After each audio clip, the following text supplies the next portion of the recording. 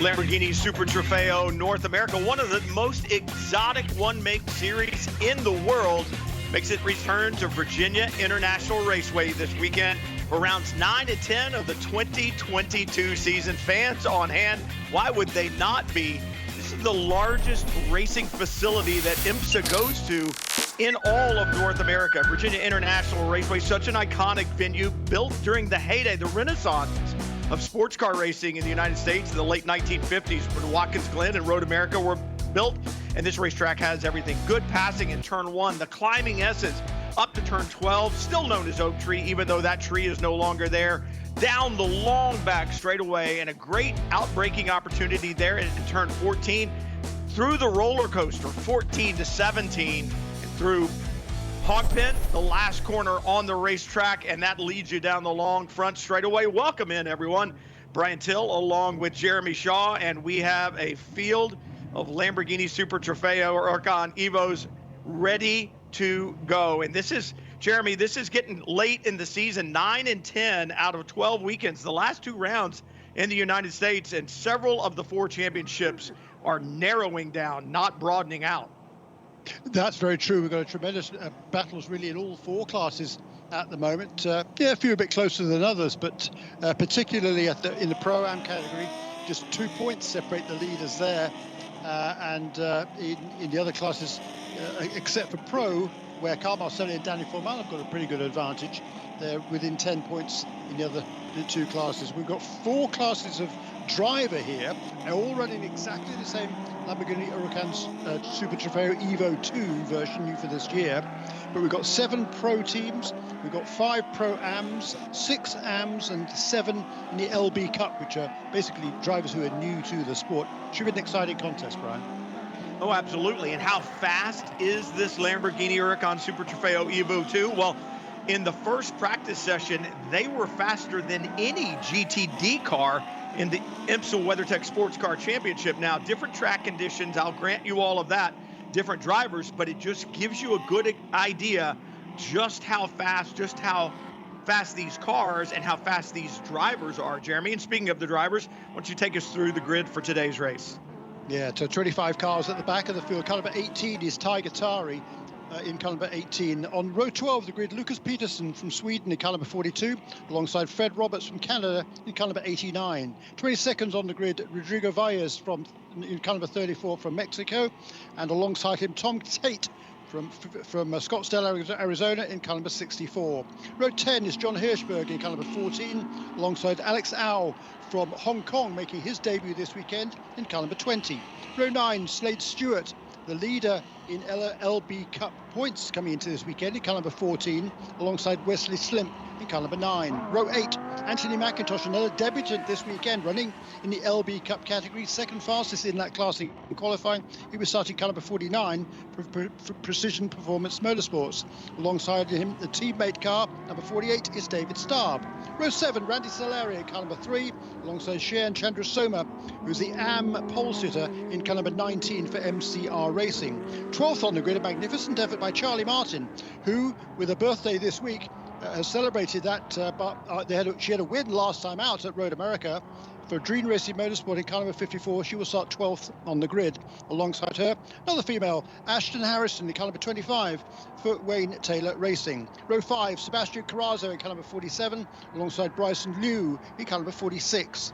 2 pro cars on row 4, Jordan Missig in car number 53, alongside Luke Berkeley in car number 23, running this weekend with Torino Racing by D Motorsports, sharing that car with Richard Antonucci.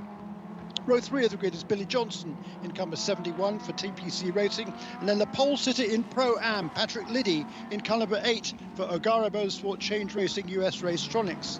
His teammate in the pro category is car number 50, Patrick Kuyala, will start 4th, alongside Dario Capitano in car number 27 for Dream Racing Motorsports. Two more pro cars on the front of the grid. The championship leader, Danny Formal, for Wayne Taylor Racing in car number 1 will start second, but on the pole position for the 7th time in his career in Lamborghini Super Trofeo North America for Torino Racing by D Motorsports in car number 88 from Italy is Loris Spinelli. Should be a great one, Jeremy. We talk about the championships on the line. Your championship leader in the pro category, Danny Formal, Kyle Marcelli in that black and blue Prestige Performance #1 outside the front row. Their nearest competitors in the championship directly behind them. It's a comfortable lead right now, but they need to leave this weekend with more than 32 points in hand if they want to cement this championship. I talked to Kyle Marcelli earlier today. He said that may be hard to do. Spinelli in the green, white, and red Lamborghini brings them down slow, and now they are off and running. Torino Racing, D Motorsports side by side with the #1. And Formal not going to let Spinelli have it easily. And he goes around. Your championship leader is around. Second and third place cars both spun on the entry to turn 1. It didn't look like there was contact between those two, Brian. I didn't see it either, weird. Jeremy. No, I saw the third place car, which I think was Dario Capitano spinning first, and then right in front of him, Danny Formal looping it around as well. So that was really weird. We'll have a look at that one again. But tremendous break there for Loris Spinelli, who's going to be out in the front of this field. Let's have a look at the replay. Coming into turn 1, Spinelli's got a good lead, and yeah, there was contact. Okay. He gets collected, I believe, by the second place starter. That would have been, or by the third place starter, I should say. That would have been Dario Capitano. Yeah, he got Dario Capitano. His left front got into the right rear of Danny Formal and turned both of those cars around. So that's it's turned out tremendous news for Torino Racing by D Motorsports, because not only is Loris Spinelli leading this race, but I think that Luke Berkeley might have fought his way through all that carnage in turn 1 to emerge in his first outing with his team. It's a brand new car, that number 23. I think he was up into second place. Well, now what I'm worried about, as you see Valles trying to get back to the pit lane with that cut down right rear tire, I would be worried about that on the #1 as Ashton Harrison side by side with the #3 of Randy Solari into turn 14 at the end of the back straightaway. I mean, Marcelli Danny Formal with that hit on the right rear, Jeremy, I would be concerned about it, because that's exactly the problem that we see for Valles as he tries to get back, and they've got a long way to go until the pit stop, the mandatory pit stop, before he can get back around. And now Valles shedding parts. Yeah, shedding rubber at least, and he's got a long way to go. He's going to struggle to get that car all the way back to the pit lane. So he'll stay under green for the moment, despite a fair bit of debris there on the outside of turn 1. There goes the rest of the tire carcass from Valles' car. I think what you've got to be concerned about is the carbon fiber bits, Jeremy. I mean, you look at them running them over in turn 1. There's a lot of debris on the racetrack, and that's not good for any of these competitors. But yes, Loris Spinelli, that great jump from the start, and Formal was going to contest it. And I think that, we just saw Capitano try to hold down to the inside on these cold Pirelli tires, couldn't do it, made the contact, and now Formal, Marcelli are going to have a long way to go. But in speaking about the championship, Jeremy, when I talked to them earlier in the day, they said, we just need to keep doing what we're doing. Bad luck here, but don't get emotional. Don't make a mistake trying to get to the front, because your championship is still alive. You still have a comfortable lead. Well, that's very good advice, and that's something they have to heed here, because it's one little incident that might take you out of contention for one particular race, perhaps. But looking at the big picture, all Danny Formal needs to do is get himself some reasonable points here. He's in recovery mode right now, damage limitation, if you like. But he's been in that position before as a racing driver, so he won't get too flustered, and he'll do the best he can to work his way as far forward through the field as possible.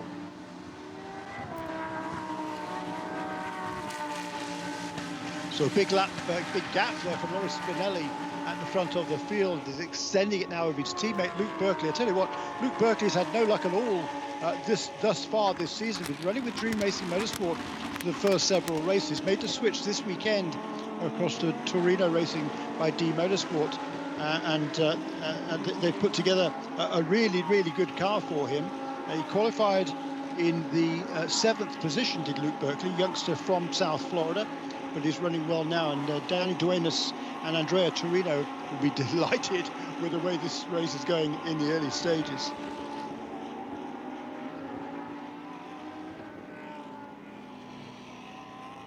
New fastest lap of the race there for Loris Spinelli. Extends his lead over his teammate Luke Berkeley up to 4 seconds now. In third position is Bryson Liu, who made his way through that schmozzle at the first corner. He started ninth, he's now running third in the best of the Pro-Am cars, ahead of Patrick Kuyala, just ahead of Patrick Kuyala in car number 50, another Pro cars. And then the AM leader, Shriyan Chandrasoma, for MCR Racing in car number 19. That's that very distinctive gold liveried car. He started back in 13th position and now running in 5th. But let's talk about championships, Jeremy. You know, we were just talking about the one in the Pro category. Let's go to Pro-Am, where Bryson Liu has turned in a spectacular performance up to the 3rd spot overall, leading in Pro-Am, and that is not good news for the 25 of Ashton Harrison and Tom Long. Harrison and Long came into this weekend with the championship lead, as you pointed out, by 2, but it got cut to only 1 point after the second round of qualifying. And Bryson Liu and John Capestro-Dubets are the closest competitors to Tom Long and Ashton Harrison, only 1 point back as you look at debris fly down the back straight.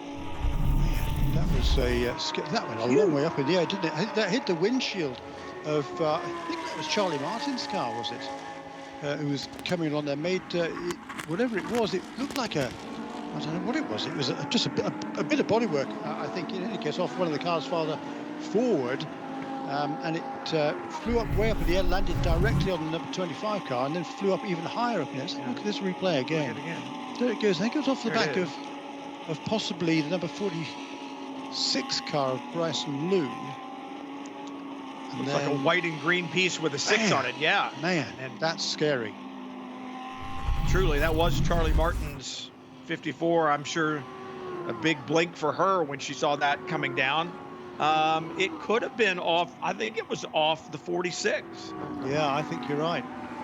That would be Bryson Liu's machine that we were just talking about, running in the 3rd spot overall, and Ashton Harrison not going to let Charlie Martin get by easily. But the thing they have to remember is this is 2 different classes of cars. We talk about this all the time. Charlie Martin, she is in a different class than Ashton Harrison, and for Harrison right now, maybe the thing to do is tuck in behind Martin, who can help you down those long straightaways, and see if the 2 of you can't draw up to the next nearest competitor up the racetrack, which is, I think, Patrick Liddy, a good ways up the racetrack. And if Martin can help Harrison get to Liddy, that's big, because now that is class on class. Harrison needs to get past.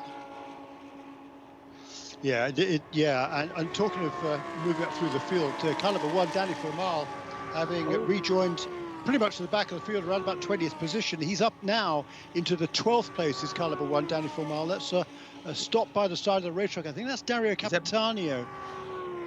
That's what I was wondering. I think it is. He's out of that car.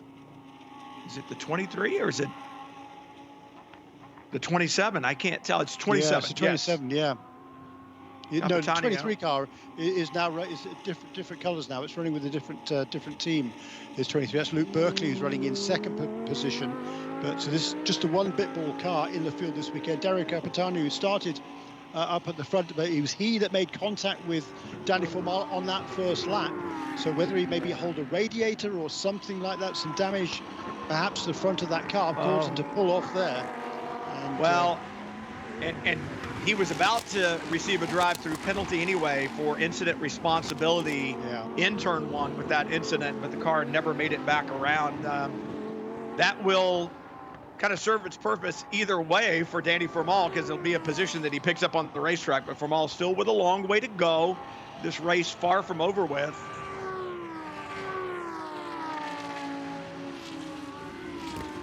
We talk about the pit stop as well, Jeremy. That will come at the 20-minute mark, and a problem here for the 54. That's Charlie Martin. Been engaged. She had been engaged with a pretty tough battle with Ashton Harrison in the 25. Did they get together, or that is that notorious 11-12 complex up at the far end of the racetrack, and it is so easy to drop a left rear wheel coming off of turn 11. Perhaps that's what Martin did. Possibly so, but also in that battle, going up the hill at least, or going onto that lap, was Danny Formal working his way back up through the field. So I don't know whether he was involved in that as well. Let's have a look, see if we can get some evidence of it. I saw the three cars go in, but they were well separated into turn 11 when they got there. I think she did that on her own. And you scared me when you said Danny Formal had been charging up, because it's one of those deals of don't make a mistake when you're trying to get back through the field to get your position back to move others out of the way, because that's just going to get you a trip down pit lane. So it looks like Charlie Martin does that on her own up in turn 11. We continue up front with Laura Spinelli leading, then Luke Berkeley, then Bryson Liu, Ashton Harrison fourth in the order right now, and that's big in the championship. The lead in the championship in Pro-Am could change today if it were to end that way, but as we said, still a long way to go. Good battle here. And that's the thing I think is so neat about this championship, Jeremy, is we've said it before, everyone racing the same car, regardless of your experience, as Spinelli heads down through the roller coaster, regardless of the experience you have, you're running the exact same Lamborghini Huracan Super Trofeo Evo 2 that every other driver is. You've got drivers like Laura Spinelli, one of the fastest sports car drivers in the world, against drivers making their debut this weekend in the same machinery, and I think that is cool. This is a cool battle here. Carrazzo in the 47, the red, yellow, and black, diving down through the roller coaster in that green and white number 8 of Patrick Lindsay right behind, really putting the pressure on. Yes, some super battles here all the way through this field, really. This is the battle then for the... which position is that? It's seventh right behind overall. Trofeo. So yeah, 7th and 8th positions there. Patrick Liddy, who was very fast in qualifying and had a better lap going, he told me just before the start of this race, but unfortunately he was trying to get past a slower car at turn 4B and made a mistake, put the car in a tyre wall, which meant that his co-driver Damon Oakey was not able to get out in the second qualifying session. They'll set the grid for race 2 tomorrow, but the car is repaired now and he's trying to work his way forward. I think he was one of the guys who was kind of held up in that first Cornish Chamozzle here in this race, but he's now, I think he's finally perhaps got past Sebastian Carrazzo. That'll be for second in Pro-Am.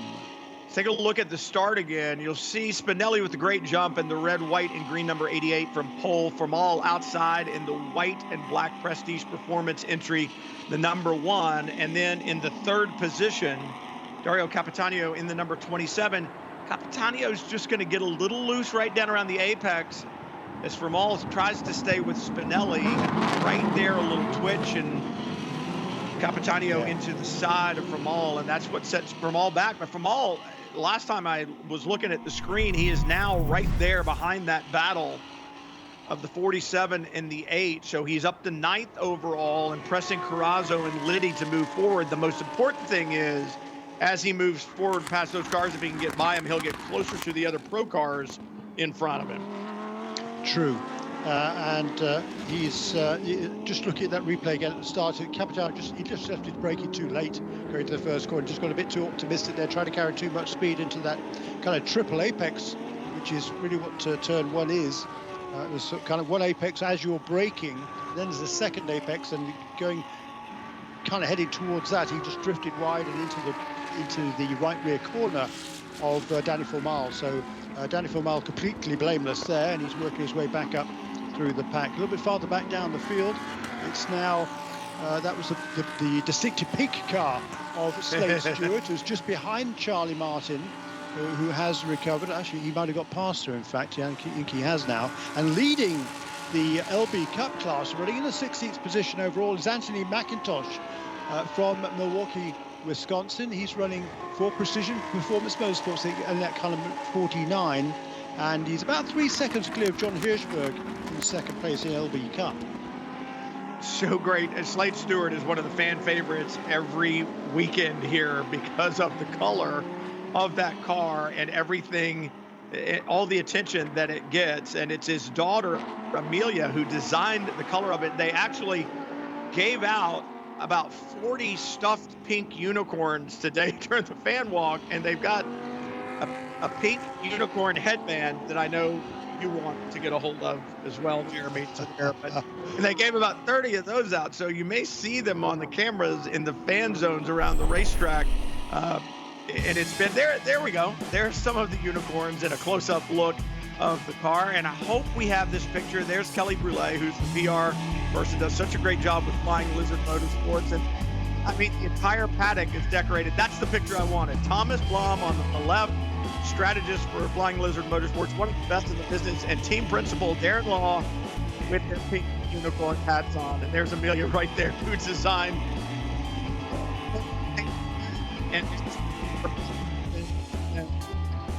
way. It's great stuff, and it has attracted so much attention to not only that team and Slade Stewart, really the entire series. It's been great to see that.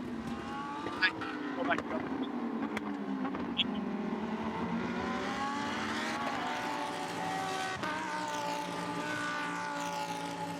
So there is Slade Stewart. Then he's right ahead of him on the road is John Hirschberg, is running second in LB Cup in car number 13. He'll be sharing that car with Ophir Levy this afternoon. That's for O'Gara Motorsport Change Racing. And right behind Slade Stewart is his good friend Tom Tate in car number 64. He runs in the AM class as Slade Stewart. I think just brought that car into the pit lane. Yeah, that's not where you want to be, is in the pit lane, or has the window open yet? 4 minutes remaining. Should have. No, we're only 15 minutes into the race. Yeah, that's right. Needs another 5. There he is into the pit lane. And was there a penalty? Yes, there was a penalty for changing columns before the start. Drive-through penalty for Slade Stewart in car number 14. They line up in 2x2 formation, and it's a little bit tricky here at VIR because the front straight, the front straightaway in front of the pits, has 2 or 3 kinks in it. So it's very easy if you're on the outside. It's very easy to be, if there's no one alongside you, to be drawn into pulling across to the shorter line on the inside. If there's somebody alongside you, you can't do that because physically you're going to make contact. But if there isn't anybody alongside you, it's very easy to get tempted to do so. And I think that's probably what happened for Slade Stewart. And the rules are the rules, and a penalty it is then for the LB Cup Championship points leader, and that could be costly. Yeah, it could be costly, especially when you have guys like Anthony McIntosh showing up, making his debut this weekend. We were talking about him a little bit earlier, a great run that he had in his debut. We'll talk more about him here shortly, as Spinelli still out in front, then Berkeley chasing him down, Patrick Kuyala, then Bryson Liu and Billy Johnson. Billy Johnson on a comeback this weekend. They have found some things in that car, and for the 71 team at TPC Motorsports, they were on a good pace today. These two having a great battle. Luke Berkeley, the 23, just in front of the 50 of Patrick Kuyala, the black and orange Aero livery on the 50, trying to chase down the 23 in front, that Italian flag livery, just like Laura Spinelli is driving. This car is so confusing, Jeremy. You and I talk about this all the time. You see them, and you see only the right side, it's green. You see only the left side, it's red. And then Billy Johnson bringing up the back of this train. He said, all year long, it's taken us to find the nuances with this chassis. All of the cars are the same, Jeremy, but you and I both know from being around motorsports, they all wear differently. They all break in differently. And chassis flex is something that you have to deal with, the torsional rigidity of it, and you really need may not be what your teammate's chassis wants, because the chassis are a little bit older, a little bit newer, or they just miss or the Billy was talking about his emphasis.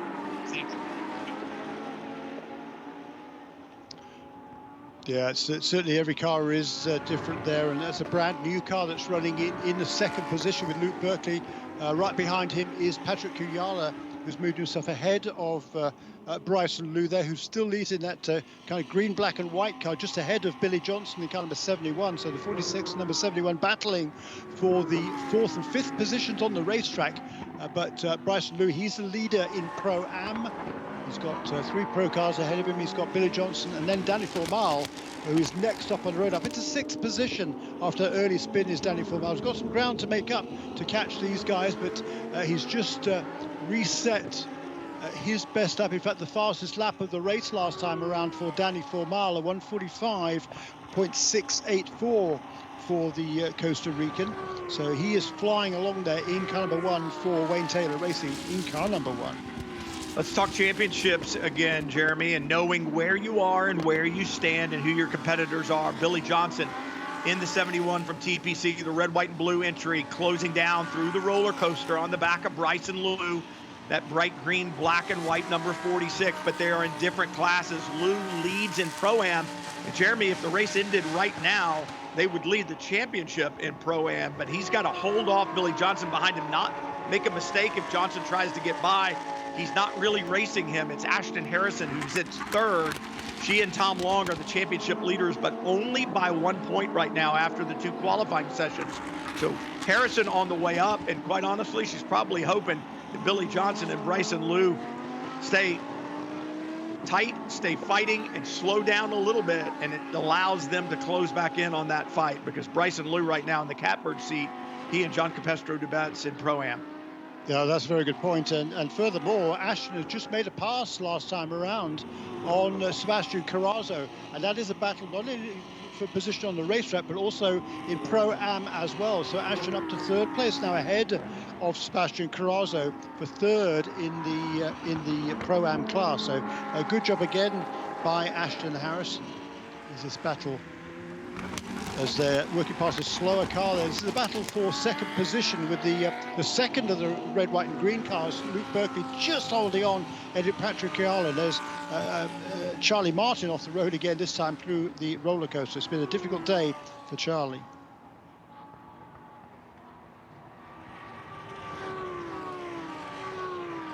A little bit of a gap. Bryson Liu pulls out this time over Billy Johnson, who had been right there.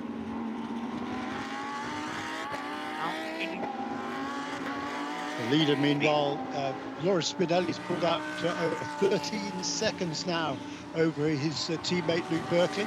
But Berkeley's still doing a really good job to hold on in that 2nd position. Just right behind them, there comes the pit. Yes, the window's open. 21 minutes left, so the window is open for pit stops. We had several cars towards the back of the field came in last time around.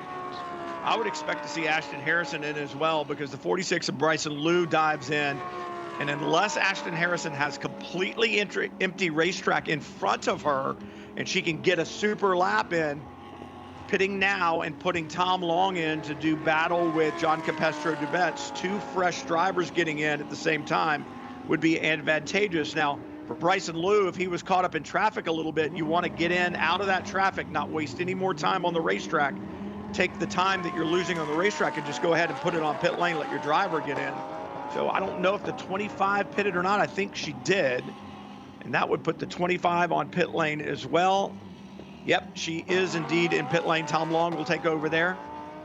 Minimum time on these pit stops, different for 2 and 1 driver formats.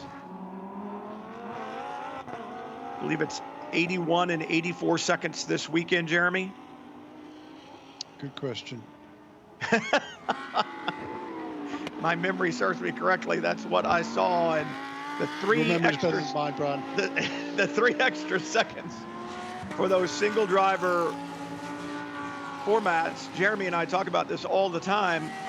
That driver comes into the pit lane knowing exactly the racetrack that he left and knowing the race car that he's in.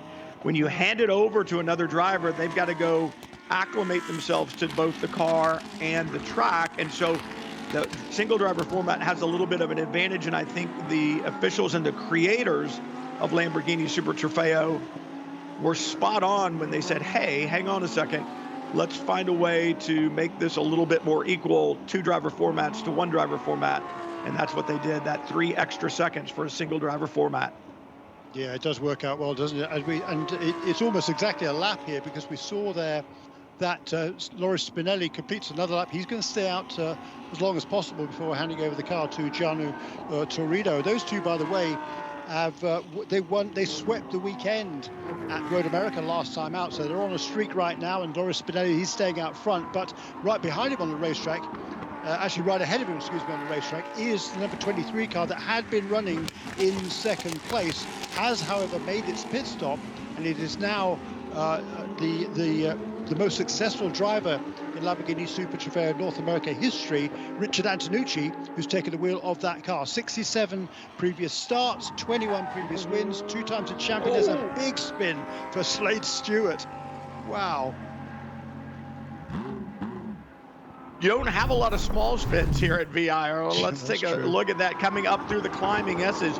You certainly don't have small spins in this climbing S's. Drops the right rear inside the apex curving, driver right. And it may take him a while to get his balance back after that. I've never seen a Lamborghini spin. That was like a top. I've never seen one spin that way, but Slade Stewart, no harm, no foul. Back underway, and the Unicorn's definitely dizzy. Yeah, I think he is. A problem for Billy Johnson. He's just come out of the pit lane, but he's not up to speed. Now he's going. Now. Maybe he couldn't. There is a pit lane speed limiter on these cars. I wonder whether he was fumbling around there trying to disengage that limiter as he came out at the end of the pit lane. He's clearly done so now. He's up to speed again in that car number 71. He's running 5th position before this round of pit stops. We'll see how costly that was as he dives inside the LB Cup car of John Hirschberg in turn 4. Yeah, I mean, it was obvious when he came out of the pit lane he was not up to speed, and then all of a sudden the car leapt forward. So perhaps you're right, Jeremy, and I don't know if you're trying to go and the speed limiter hasn't disengaged yet, if you don't have to slow back down below pit lane speed to get it to disengage kind of deal as the 53 now on pit road. But for Billy Johnson, he seems to be back up to speed. It does. So that's certainly good news for him, and he will. We'll see where once the pit sequence is completed. I think the only car yet to make a pit stop is Patrick Liddy. It's 26 minutes into this race. Anytime between 20 and 30 minutes into the race, you can make your pit stop. And I think it was a good call here by the Torino Racing with D Motorsports to bring the race leader Loris Spinelli into the pit lane, hand it over to Gianno Torino, and I think he's got a pretty handy lead over everybody else by the time he has made that stop. I don't remember exactly where Spinelli was because we were looking at other excitement on the racetrack. If he had a clear racetrack in front of him, I think it would have left him out until the bitter end, but handing over to Gianno Torino probably wasn't a bad idea, as that youngster very quick in behind the wheel of one of these Lamborghinis, and it gives him a little bit more time in the car as the team car 23 with Antonucci on board working his way through. True, Brian, and particularly if there had been a full course caution, then that could have hindered the number 88 team. So bring him in there. He's got a huge lead. Gianno is fast and getting faster by the race weekend. So get in there, get clean track, get the pit stop done. You don't have to worry about any other extraneous factors. Get him back out on the racetrack. Well, that's a great point, because you think about the lap time around here being 1:46. If you're on it, call it 1:50. And as we're close down on this pit window, all of a sudden you get a full course caution and you have to slow to safety car speed somewhere around 100K, let's say. Well, your lap time automatically almost doubles. You may not get back to the pit lane before the pit window closes. And if you don't, that's your problem, because you had the opportunity to pit earlier and you didn't take it. So that's an excellent point, Jeremy. Yeah. So basically waiting for Liddy. Spinelli should, or the 88 should be the leader when they do get everything sorted out. Gianno Torino is in the 88. We should see that timing and scoring click over. He needs to change his driver's ID plug. The officials not very accepting of that error, I should say. And there's an error. Our race leader. Yeah, and we talked about that earlier when we saw Charlie Martin do it. And we said it's real easy for that to happen. She had that same mistake, I believe, and just gets a little wide. Can't express to you how blind it is coming over turn 11. You don't really see it from outside, but in the car, as you come up and over, it plateaus right there, and you can't see the exit. And if you're too wide, there's nothing you can do about it, because as the car lightens up, you you can't get it slowed down because the car is lighter. You're trying to get your hands turned. Eventually, you've got to breathe off of the throttle. That moves weight to the nose of the car. The rear gets light at that plateau, and around it goes. Yeah, and he just carried a little bit too much speed into the first of the right-handers up there at turn 11 and 12 and missed that first apex. And as you say, that corner just tightens up on you all the way around.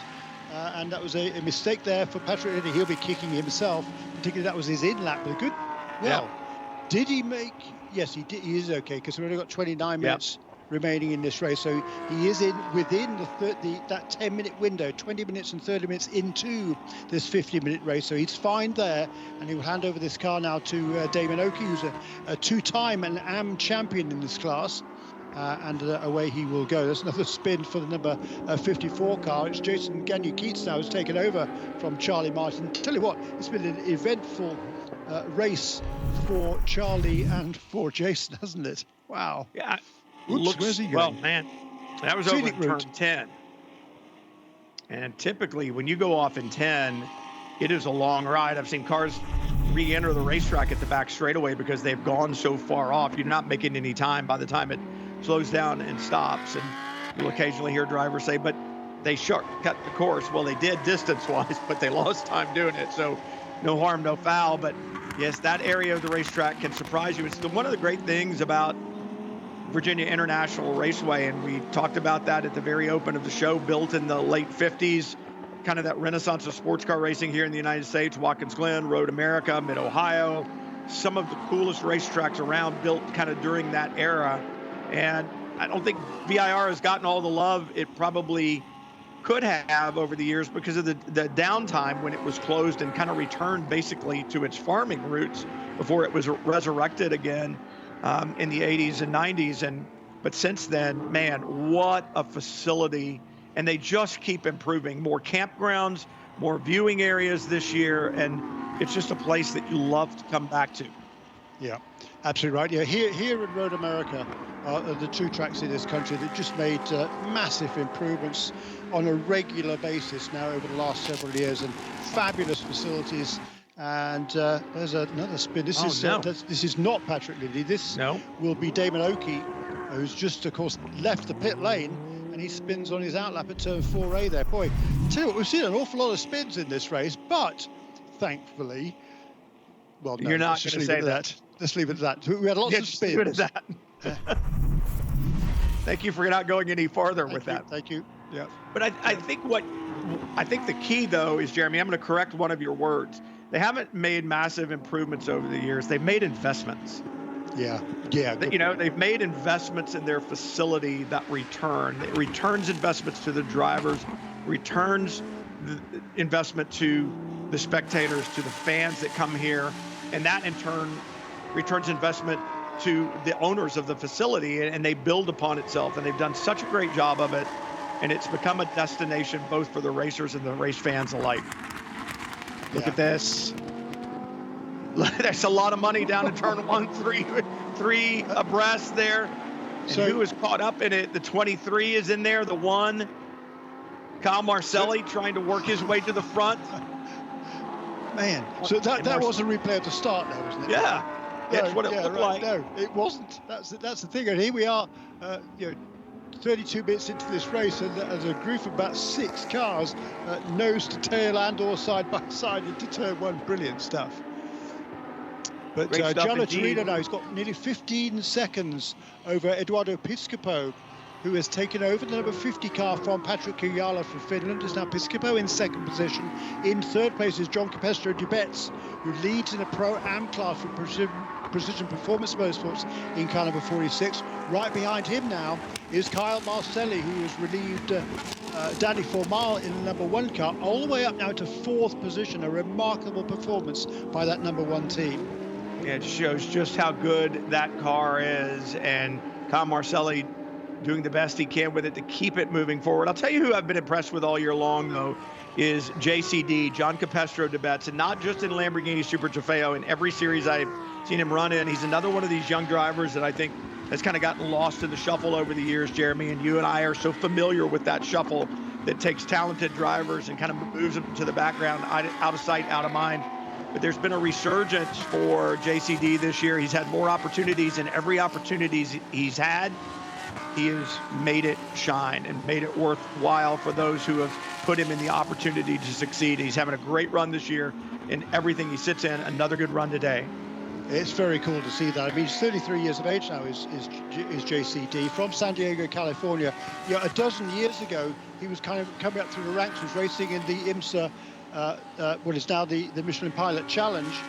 And then he kind of slipped off the radar screen. Doesn't have the money to do this himself, but got into coaching, works really hard, coaching drivers and working with teams, and he's got all sorts of opportunities. And here he is now. And it's wonderful. This sport, the harder you work, the luckier you get. And he's got all sorts of opportunities to drive this season and grasp it with both hands. Yeah, you don't make luck, you work luck. Indeed, your work brings you the good fortune and the luck. It doesn't just fall in your lap. Closing down on 15 minutes to go in round 9 of the 2022 Lamborghini Super Trofeo North America Series. Round 9 from Virginia International Raceway, site of 9 and 10 on the weekend, the 5th weekend for Lamborghini. Brian Till and Jeremy Shaw with you. Gianno Torino, the youngster in the 88, out in front right now for Torino Racing by D Motorsports in that beautiful Italian liveried Lamborghini Huracan Super Trofeo Evo 2. Piscopo in second. Tom Marcelli, after the problems for his teammate Danny Vermael at the start, all the way up to third. You just wonder how much Pirelli tire Marcelli's going to have left by the end of this race, Jeremy. Yeah, good point. But a tremendous run by them. And here is this number 46 car of John Capestro Dubetz, the sort of green, black and white car. And JCD, he's given up a couple of positions the last couple of laps here. He wouldn't have wanted to do that himself, but he knows the bigger picture is championship. And he knows that if he can maintain the lead in that Pro-Am class, he will leave this evening, going into tomorrow's second race of the weekend, with the championship lead in Pro-Am. He's got about 12 seconds over Tom Long, and that is what he will be focusing on right now. A little bit farther back down the road, a couple of positions further back, is Cheyenne Chandrasoma in that gold car number 19 for MCR Racing. And again, really, really good job for this youngster from Austin, Texas. Another one who's not yet 20 years of age. And he's not done a lot of racing in the past. He's a student at Baylor University in Waco, Texas, studying business entrepreneurship, and he's studying pretty hard to be a pretty darn good racing driver as well. Well, I didn't know he went to Baylor. I thought I was the only race car driver that ever graduated from Baylor University, and actually that's not true, because I could see him. Used to punt for Baylor after I left there when I finally graduated. I'll think of his name here in just a second. Raced in IMSA WeatherTech Sports Car Championship for years, also out of Baylor. So, hey, we're turning out some race car drivers from the great state of Texas, several of them. And he has really had a great season. He came on strong, did Chandrasoma. Remember, he won the final round at NOLA, then the first round at Watkins Glen. Only a mechanical problem kept him out of the high points in the second round at Watkins Glen, then came back with a Road America victory in round 2 there, race number 2 there, I should say. So, yeah, he's been a bit of a find for the series. Yeah, and he has. Really, excuse me, I'm so sorry. Oh, go ahead. Yeah, what I was going to say, he had a mechanical problem in the second race. I think it was at Watkins Glen, didn't he, which took him out of contention. I think he was actually leading at the time. So without that, he would probably be leading the AM driver category coming to this weekend. As it is, however, he came in with a 10-point deficit to David Starb and Nico Riga.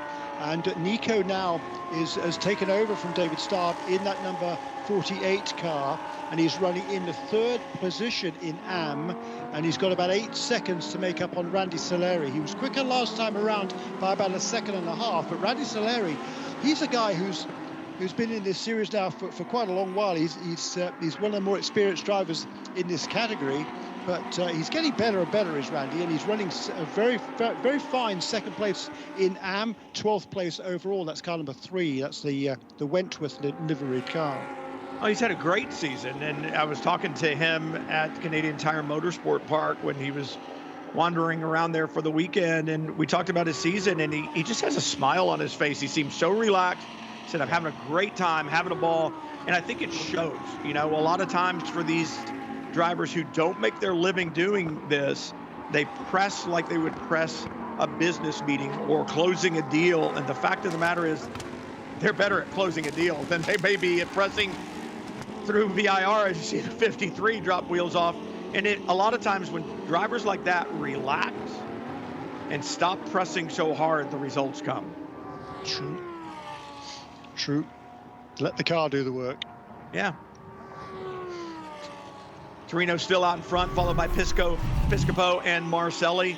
Look at some of that excitement. And again, that climbing turn 9, 10, both right side wheels completely off the ground, but a great job by Yoder to keep that car on the racetrack even. I mean, obviously Aiden Yoder dropped those wheels, but there's the other thing that's real easy to do. Hey, I got to get back on the racetrack. You make a big lunge with the steering wheel, and all that does is get you backwards across to the other side of the racetrack very quickly. Did a good job.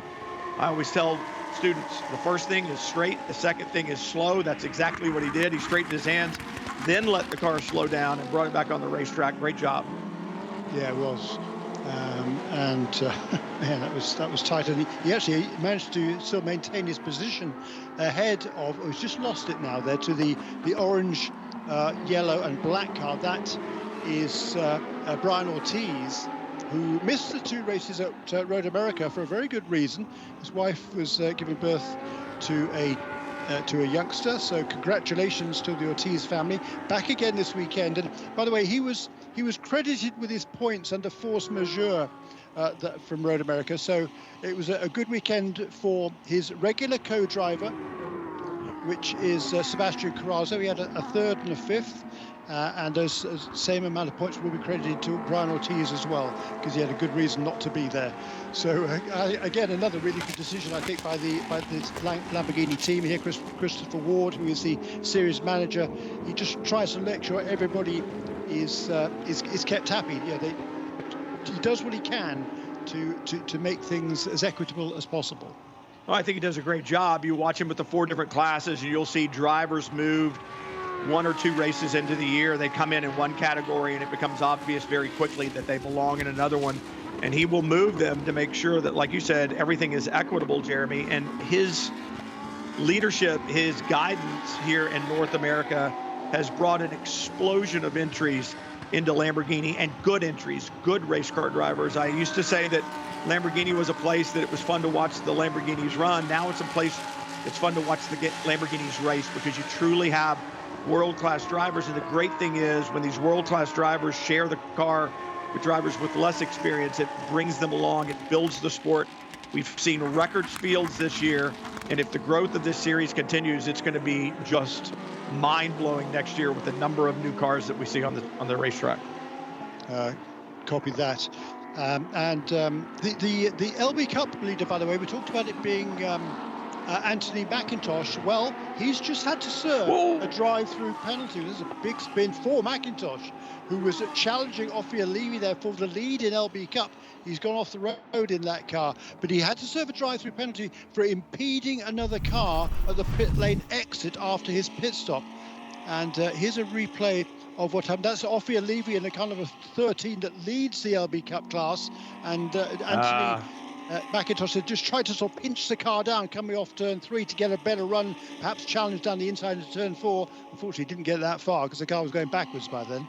Yeah, I think you're exactly right. He got in there, had more speed than he thought he had, and was going to have to really tighten his hands up there to not make contact. That loaded the nose and brought him around. But, I mean, what a great story he is when you look at where he came from. And I'm talking about Anthony. I mean, it was back in, I think it was 2019. He just came back from El Capitan and Yosemite National Park, had been climbing, and then got very, very ill, and he almost passed away. They managed to determine it was some type of a infection that he had, and the 25 is off. This is big news. Tom Long off. Is that a mechanical problem, or has he spun that car off the grass and not seeming to be in a hurry to get back to the racetrack? This is huge. It is. He was running second position in Pro-Am in the race, but he's losing a lot of ground here, and he's doesn't seem to be in any hurry to get back on the racetrack, does he? So clearly something amiss with that Wayne Taylor racing car number 25. Let's have a look. He just runs off the road on the exit of turn 17. That's kind of not unusual. We've seen a lot of cars do that. So but what's unusual here? Yeah, what's unusual is the lack of urgency to get it back on the racetrack. I mean, I understand you don't want to tear it up, but he has already driven all the way down the front straightaway off the racing surface. Something that tells me that he thinks he's got a problem and doesn't want to put fluid on the track. He's had opportunities to get it back on track by now. Yeah, I think he's there he goes. That's car. what I thought. Yeah. Put it right across there to the pit lane exit. Oh, no.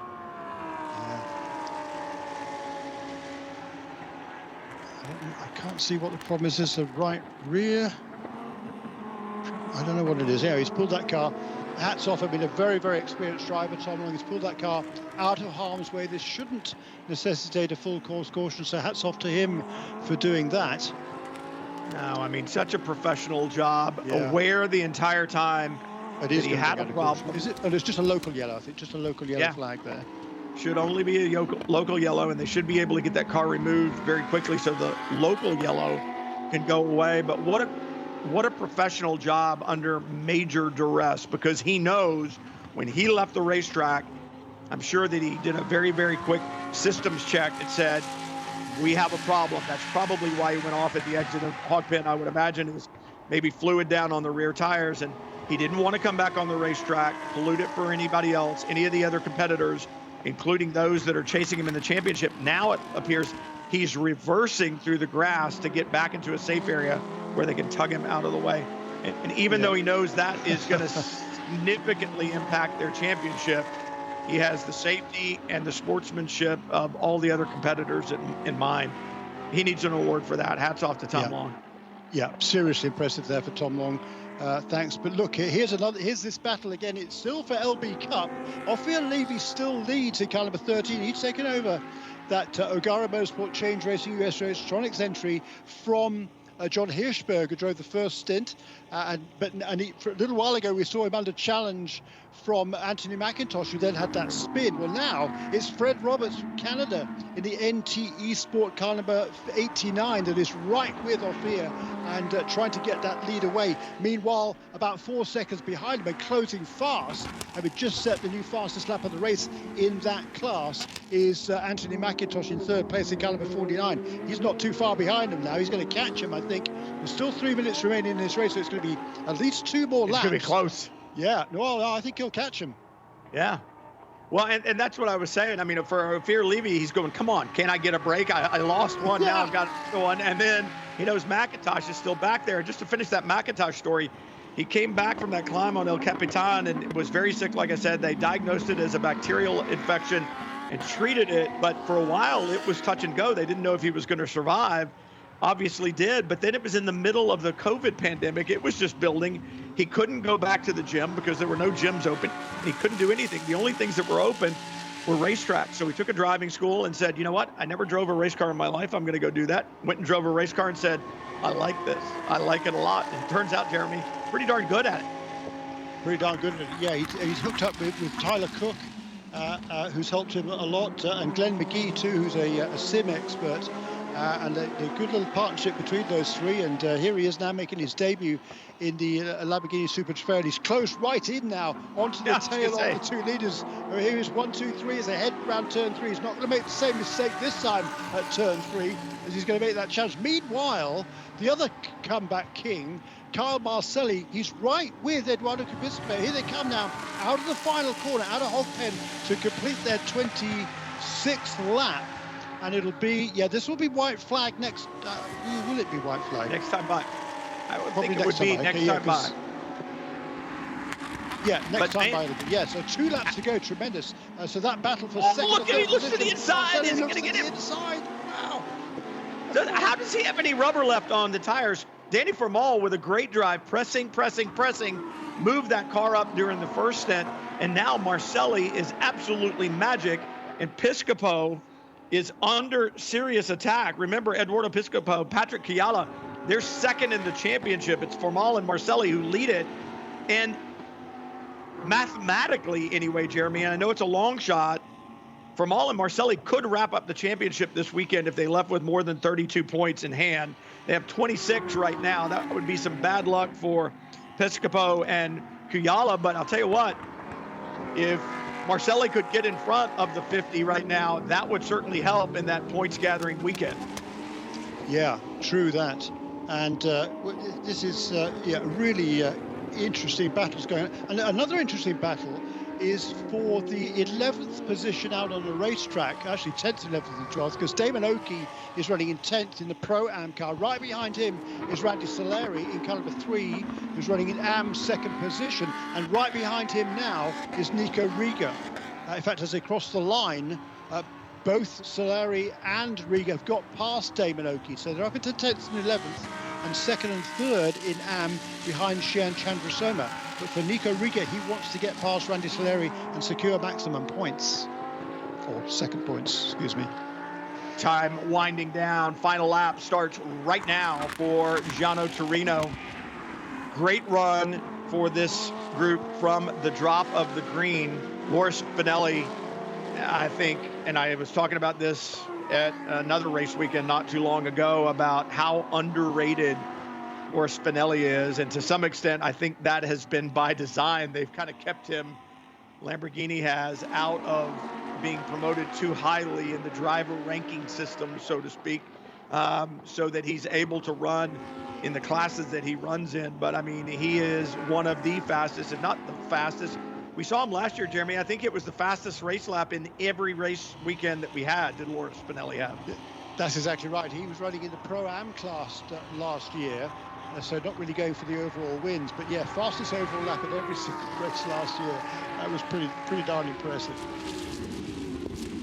So right now it's Torino. They're looking for another victory and see if they can do what they did at Road America, and that is for he and Loris Spinelli to sweep the weekend.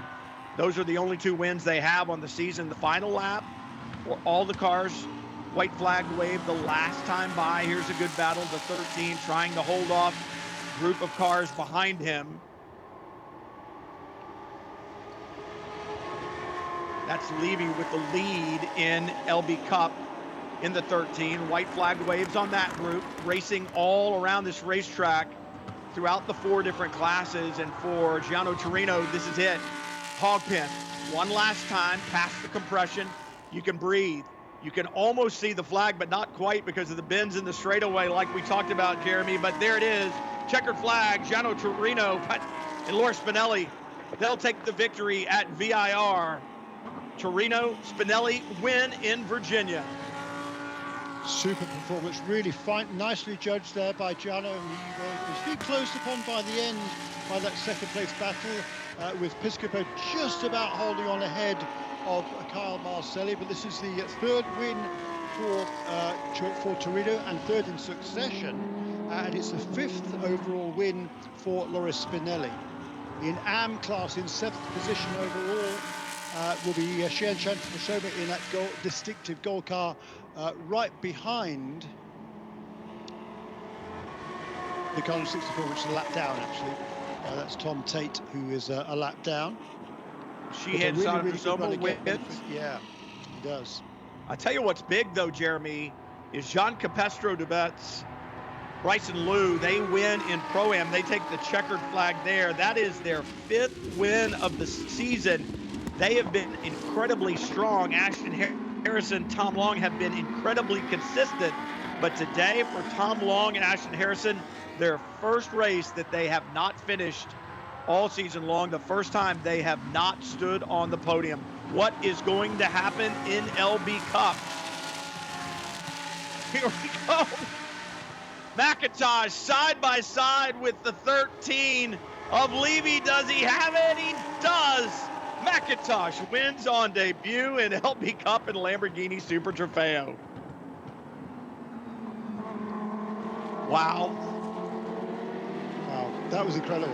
I tell you what, just look at the overall championship points there. Kyle Marcelli and Danny Formal finished 3rd here, will maintain their lead they'll lose just a couple of points to their pursuers, but 116 points for Marcelli and Donny Formal with the third successive win today and the pole position. Laura Spinelli and Gianna Torino, they'll have 93 points. They will move ahead of the second place finisher today, Patrick Kuyala and Piscopo, by just 1 point. So really tight there in the pro class. In Pro-Am, with the win today, John Capastro-Dubets and Bryson Liu will be, who's on the pole position in that class coming this weekend? Patrick Liddy. So that's not relevant. So with the problem then for Tom Long and Ashton Harrison, Capastro-Dubets and Bryson Liu will take over the lead in the Pro-Am category going into the final 3 races of the season. And let me correct something that I said about coming to the line. It was the 46 that got by the 13 of Ophir Levy. That was another class car. I thought it was Anthony McIntosh who would come up there. So Ophir Levy does indeed win in LB Cup. Yeah, Gotta get my numbers straight. A well-earned win there for Ophir. He had to work really hard for that one. That's his and Hirschberg's second LB Cup class win, and very hard earned there. But Anthony McIntosh has to make do with second place, but tremendous battle between those two. And a tremendous battle all around this racetrack today. Round 9 of 12 in the 2022 Lamborghini Super Trofeo North American Series. Round 10 is tomorrow from right here at VIR. For Jeremy Shaw and Brian Hill, thanks for joining us.